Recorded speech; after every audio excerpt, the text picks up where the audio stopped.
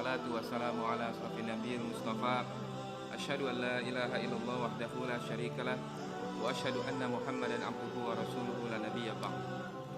Qala Allah Ta'ala fil Qur'anil Karim, a'udzu billahi minasy syaithanir rajim. Bismillahirrahmanirrahim.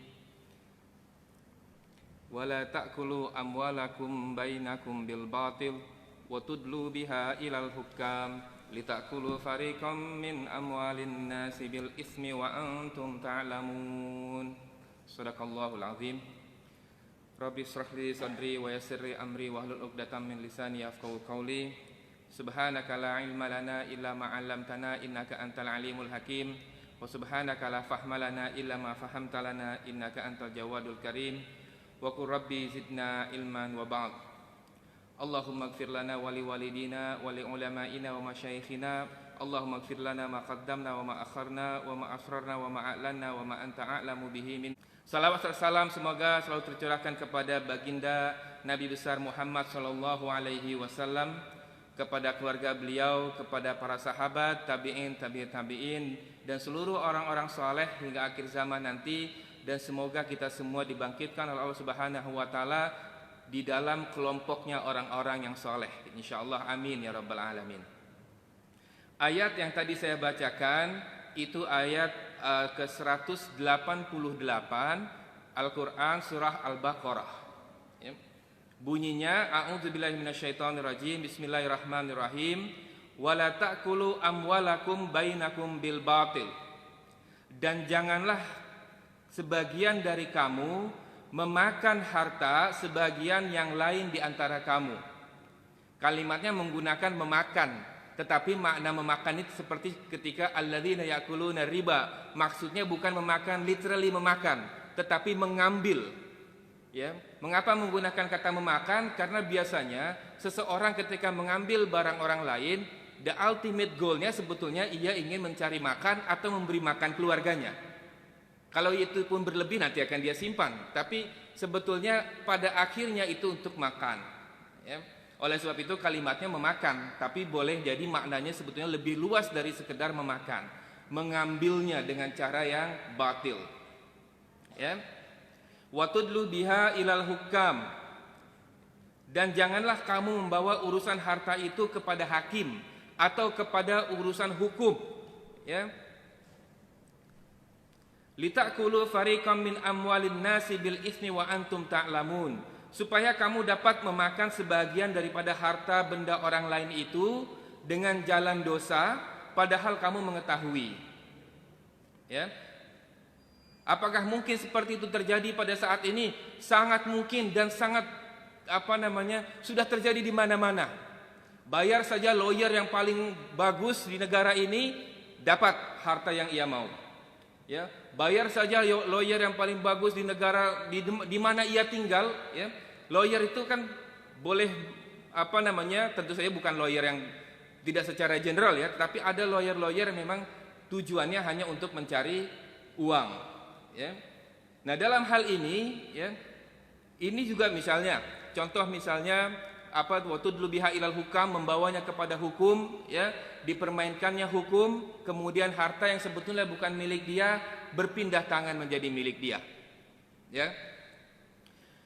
Wala taqulu amwalakum bainakum bil batil ya. Di dalam beberapa tafsir dan penafsiran para ulama, yang dimaksud dengan memakan harta sebagian di antara kamu dengan jalan yang batil ya, di antaranya adalah dengan cara menipu, fraud ya, melakukan transaksi yang sebetulnya tidak ada ya. Nah, terkait dengan ini, maka tema pada malam ini adalah tentang gharar. Jadi riba sudah habis, cukup 3 pertemuan saja, 3 session riba ya. Sudah 3 minggu membahas riba, sekarang sudah selesai. Kita bersambung pada basic prohibition yang kedua ya.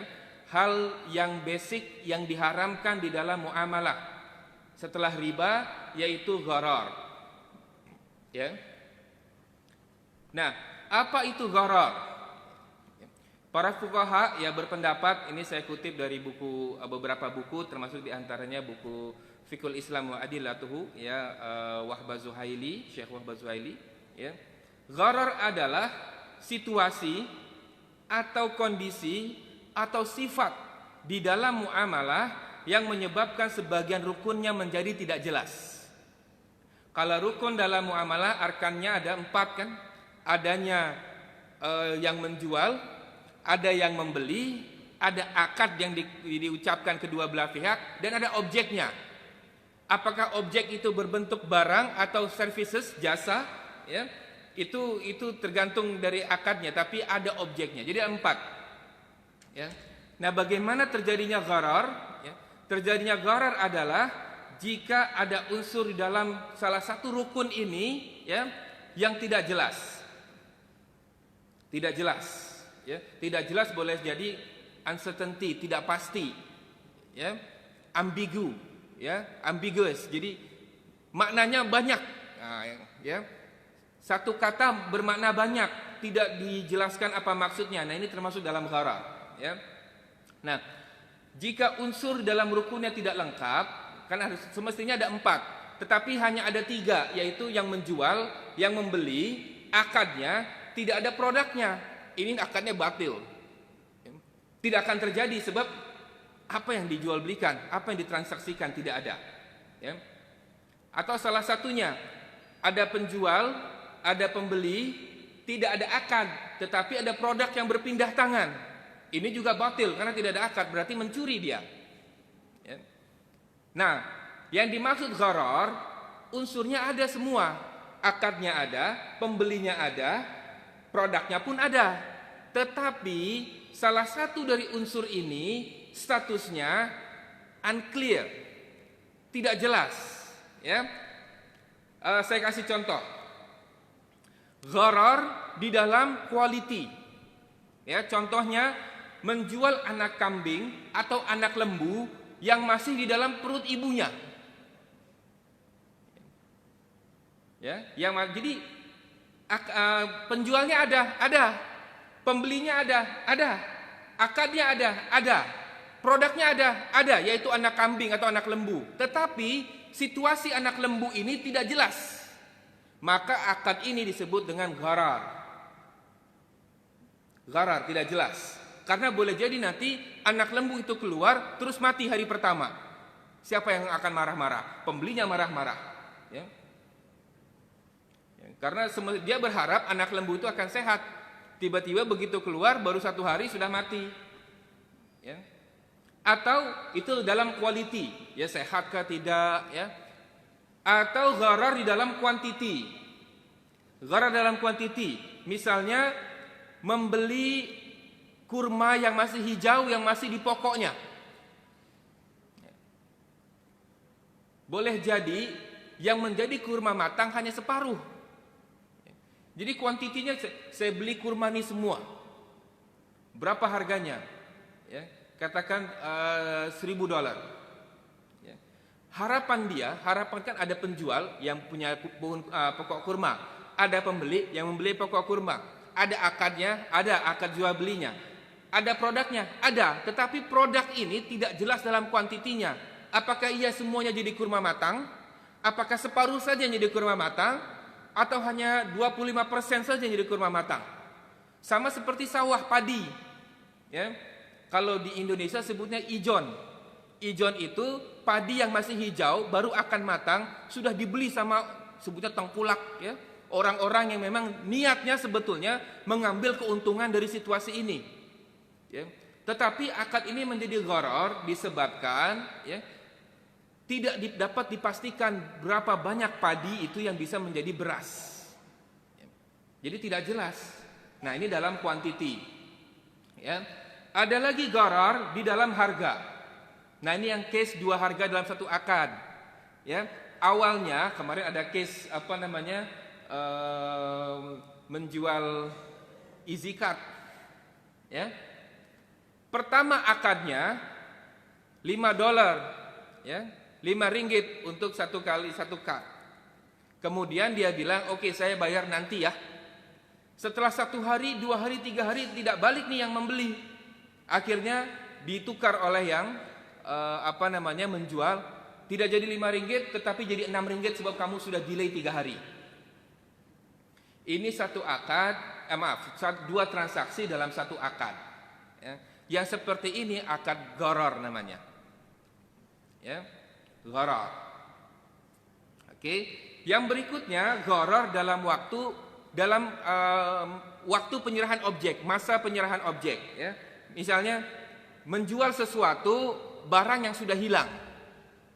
Katakan saya punya, ada orang lah, si fulan punya kereta hilang. Jangan kereta saya hilang, dia susah pergi ke office. Ya. Fulan punya kereta hilang. Ya.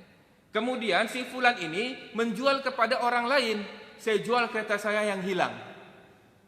Ya, nanti kalau sudah jumpa kereta itu saya jual ke kamu, semestinya market price itu 50.000 karena ini kereta baru.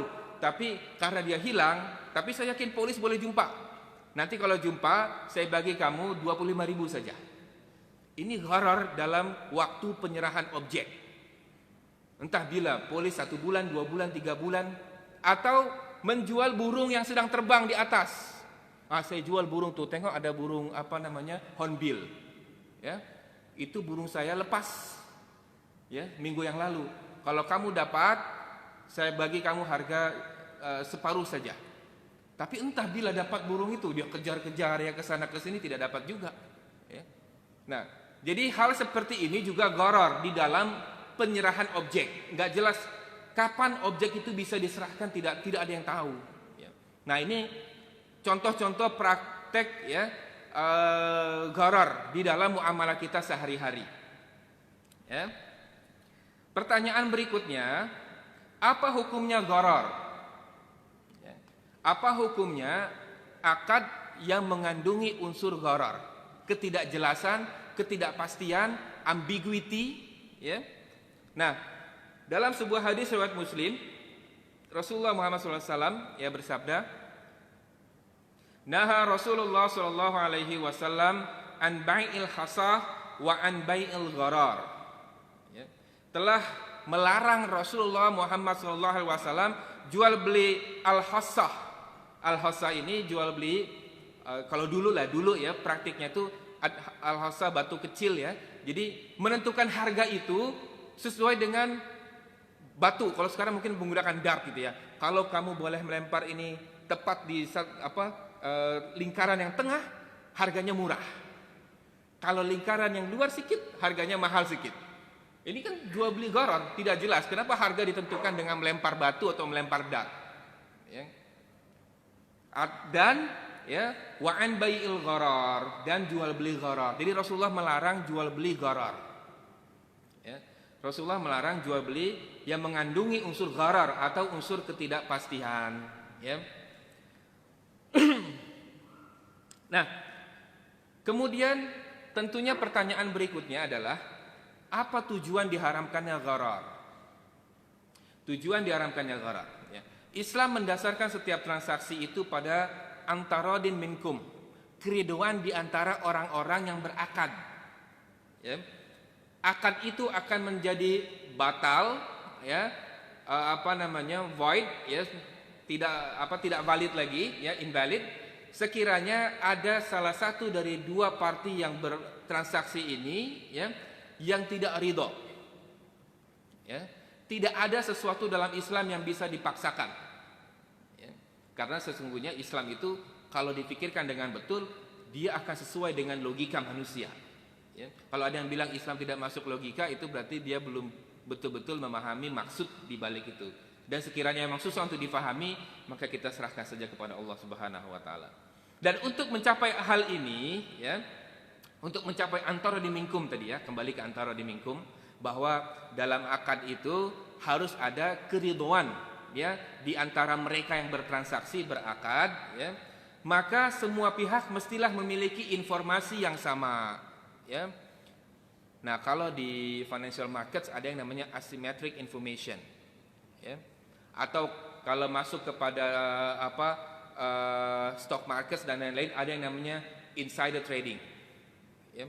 Di mana satu pihak memegang informasi lebih banyak daripada pihak yang lain. Yang seperti ini tidak boleh, ya. Atau contoh misalnya kalau dulu ya masa saya tinggal di KL ada namanya kereta potong ya, Jadi wira itu kalau dia accident depan diambil belakangnya. Kalau dia accident belakang diambil depannya. Kemudian somehow they manage to sambung kembali depan belakang itu. Ya. Nah, kalau kereta ini diperjualbelikan namanya Puspakom ya, kalau tempat yang periksa itu. Kalau biasanya Puspakom itu dia akan buka karpet atas atau yang bagian bawah. Kalau ketahuan ini kereta yang potong biasanya tidak akan disambung. Ya. Karena apa? Karena peluang untuk fatality-nya ketika accident ya sampai itu sangat besar karena kereta disambung ya, bukan satu barang tapi disambung dua. Nah, kalau ingin menjual kereta seperti ini dan ia tidak menyebutkan bahwa kereta ini adalah kereta potong, nah maka itu bagian dari gharar.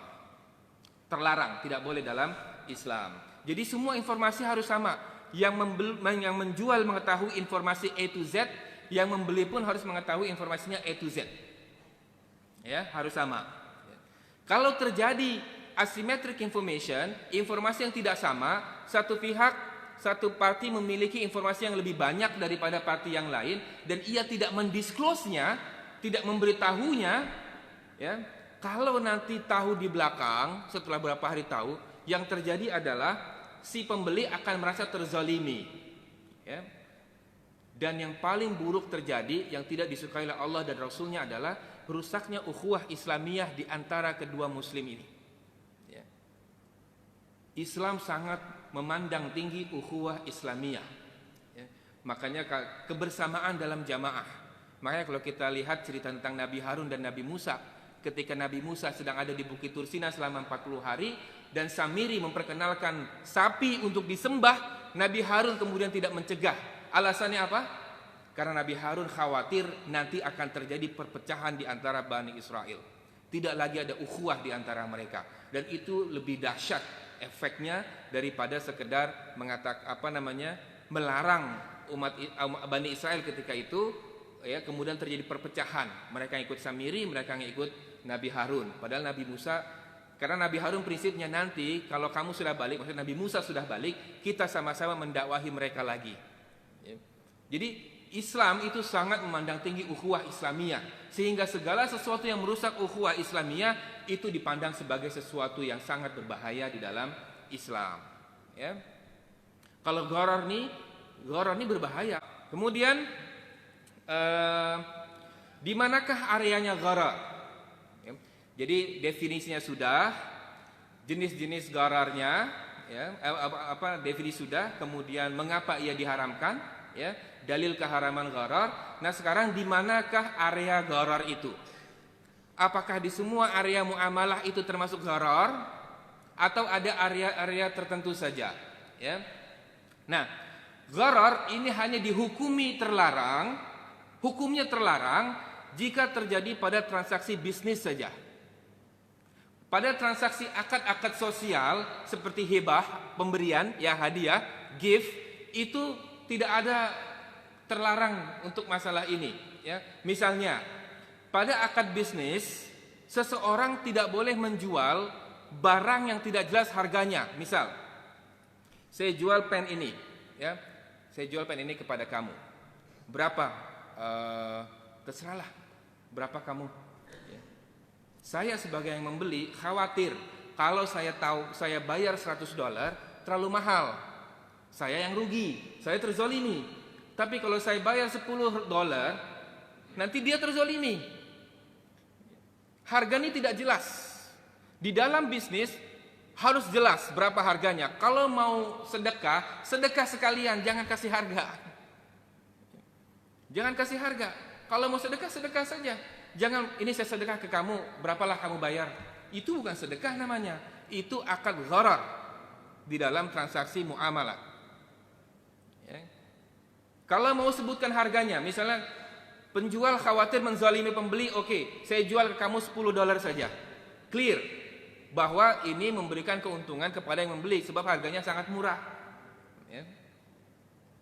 Nah, tetapi pada akad sosial, hibah misalnya, pemberian, ya, seseorang boleh saja memberikan suatu barang tanpa harus mendisclose atau memberitahu harganya. Ya. Ini saya ada iPad untuk kamu lah. Nggak perlu sebut harganya, karena memang itu bukan jual beli. Ini adalah pemberian, akad sosial, social contract. Jadi bukan bisnis contract. Ya. Nah, jadi area gharar ini hanya terjadi. Jadi gharar hanya ada pada bisnis, ya, akad-akad muamalat bisnis, bukan pada akad sosial. Ya, sedekah, memberi hadiah, itu akad sosial. Itu tidak ada gharar di sana. Saya bagi kamu tanah 10 ekar di sana. Jangan tanya harganya, ambil saja.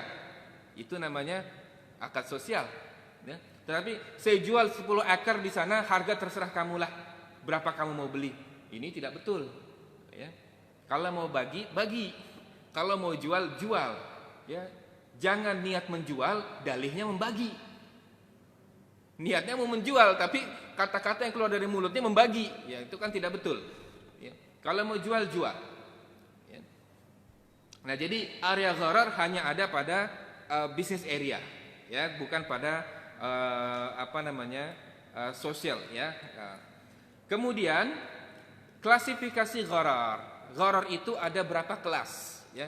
Jadi gharar ada 2 kelas. Yang pertama gharar fahish atau gharar berat, ya. Yang gharar banget, ya, the real gharar. Ya. Yang kedua adalah gharar yasir, gharar ringan. Ya. Gharar berat, ya, adalah gharar yang dapat dihindari, dapat dihilangkan, ya. Dan kalau itu dilakukan menimbulkan dispute atau perselisihan atau pertengkaran di antara kedua belah pihak yang berurusan. Ya. Jadi gharar berat itu sebetulnya gharar yang quote unquote diada-adakan. Ya. Gharar yang sengaja dibuat. Ya. Itu gharar berat. Ya. Sebetulnya dia bisa dihilangkan. Ya. Standar berat atau ringan ini dikembalikan kepada uruf. Ya. Jadi ini gharar berat kah gharar ringan? Itu kembali kepada uruf, adat istiadat yang berlaku pada sebuah masyarakat, pada suatu masyarakat. Ya. Jika uruf gharar ini adalah, jika menurut uruf, ya, gharar ini adalah berat, maka ia menjadi berat dalam pandangan syariat. Saya kasih contoh, very simple, ya. Kalau pergi ke kedai, ya, kedai makan, ya. Saya jarang pergi kedai makan yang mengambil-ngambil gitu, ya, tapi adalah kedai makan yang ambil-ambil, ya. Bukan buffet, bukan. Contoh misalnya kalau dulu saya di UIA ketika masih belajar, ya, kan ada kantin.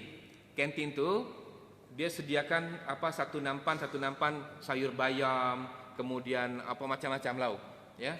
Saya ambil, kemudian disebutkan harganya ini begini. Berapa Kak? Saya tanya. Kak tuh menjawab 3,5 Rp.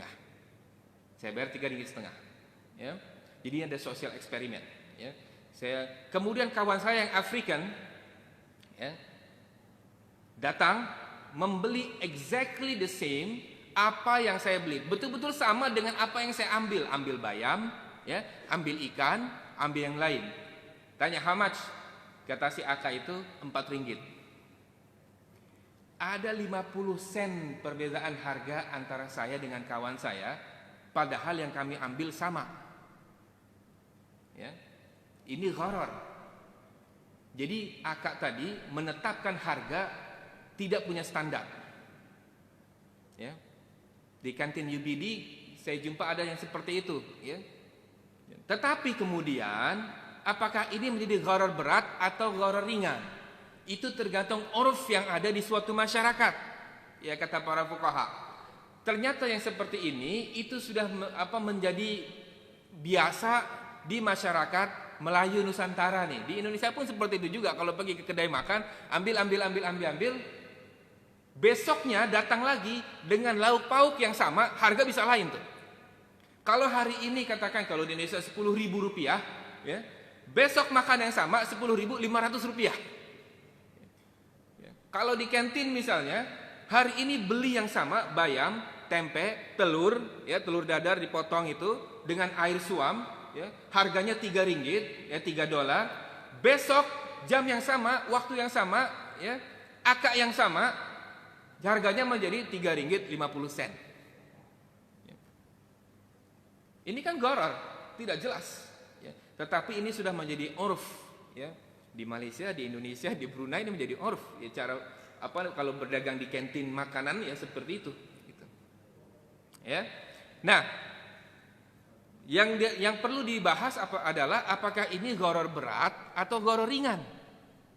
Ya. Karena kalau gharar berat statusnya menjadi terlarang. Kalau gharar ringan, ya nanti akan kita bahas. Ya. Nah, contoh gharar yang berat nih, gharar yang berat memang disepakati oleh di seluruh dunia seperti ini, ya, yaitu menjual buah-buahan yang belum siap seperti tadi ya, membeli kurma yang masih hijau di atas pokoknya, itu gharar berat, ya.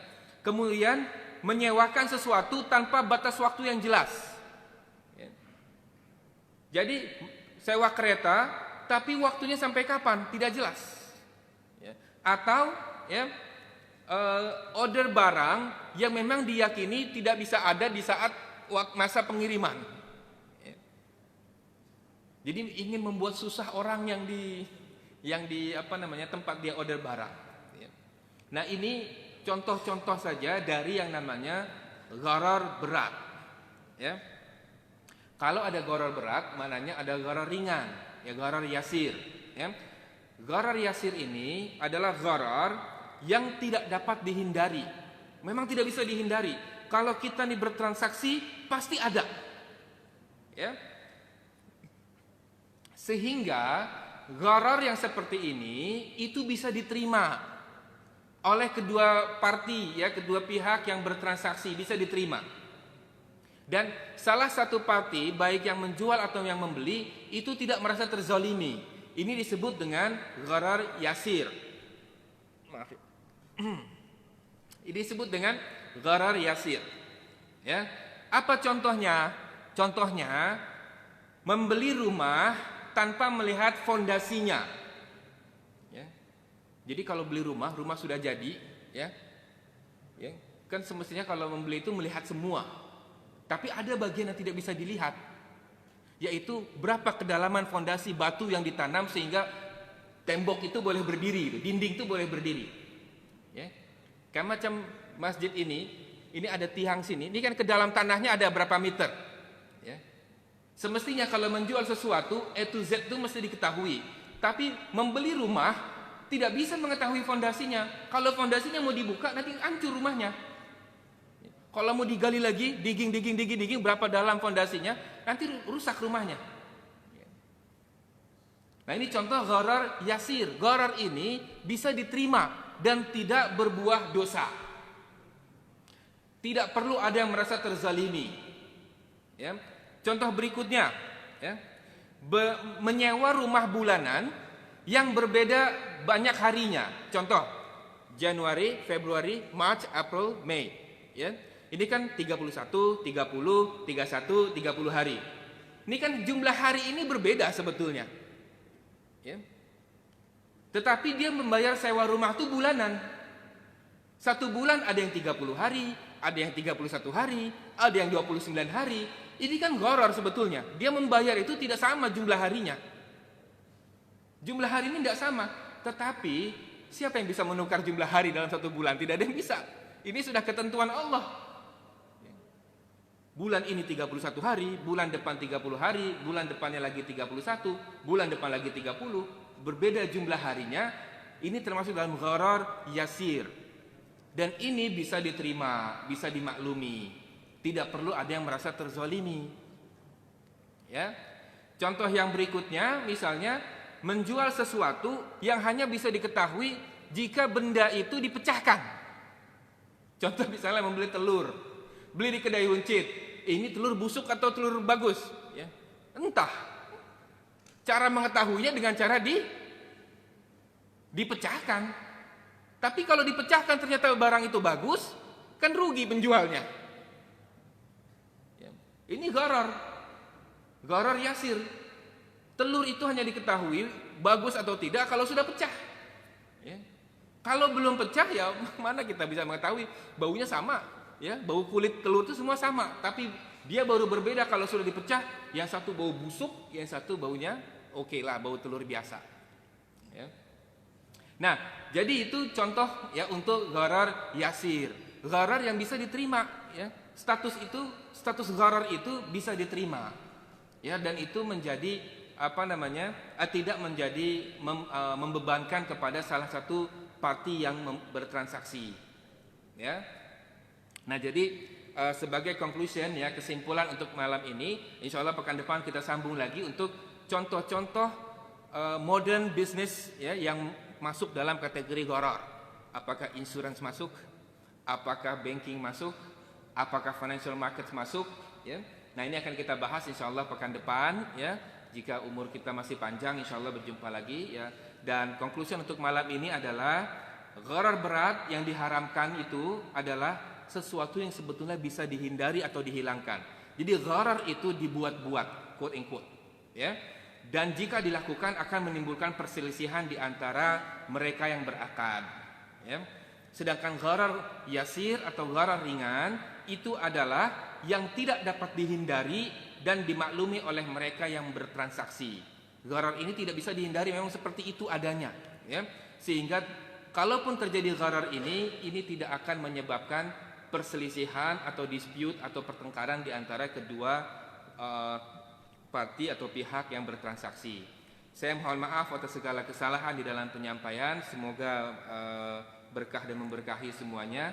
Billahi taufik. Wassalamualaikum warahmatullahi wabarakatuh.